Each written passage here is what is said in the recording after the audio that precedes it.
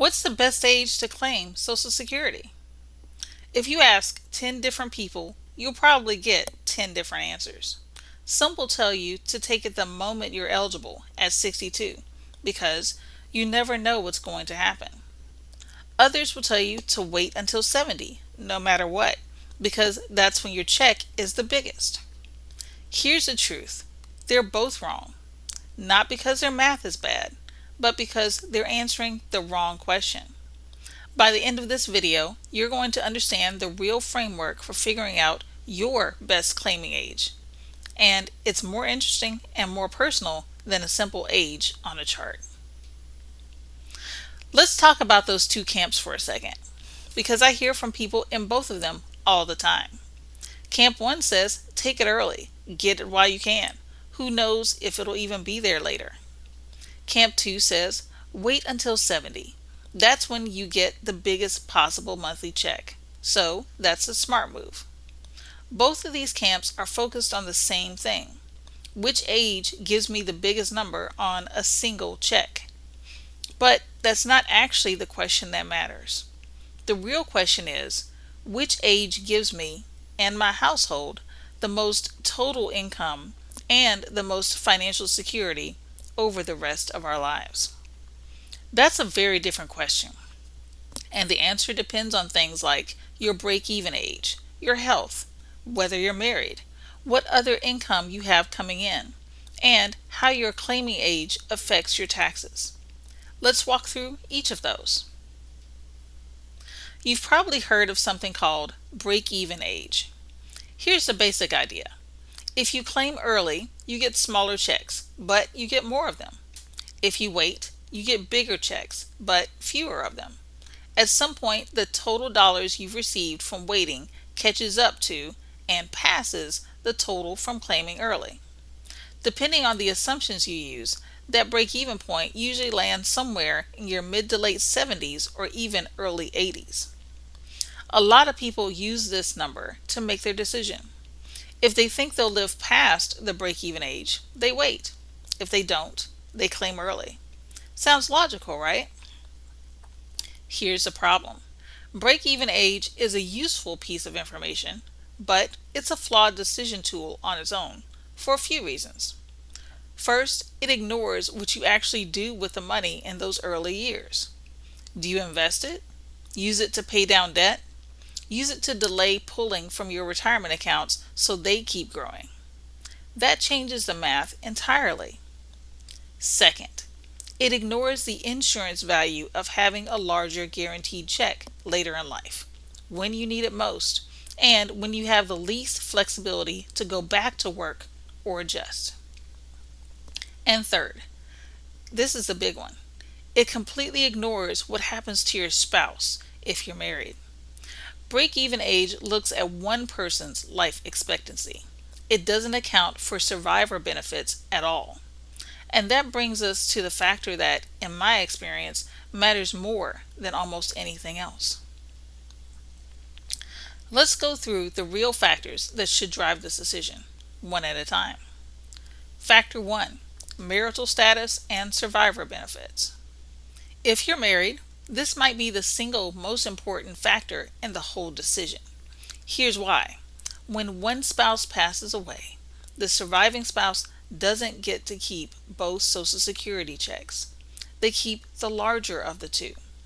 So let's say we have a hypothetical couple, David and Carol. David is a higher earner.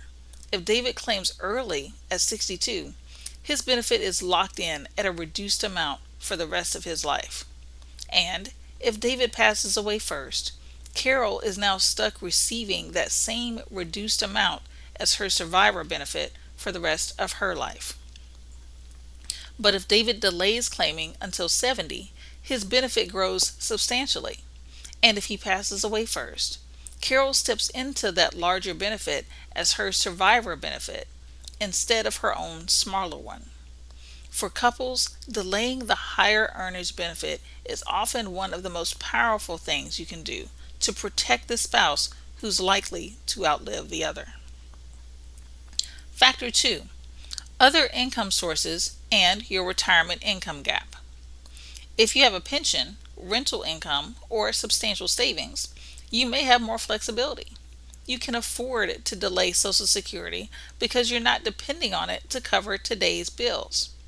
But if Social Security is going to be the foundation, the income floor, that covers your essential expenses, the timing of that check matters even more because there's less room for error. Factor 3: Health and family longevity. Your own health and your family's history of longevity absolutely deserve a seat at the table.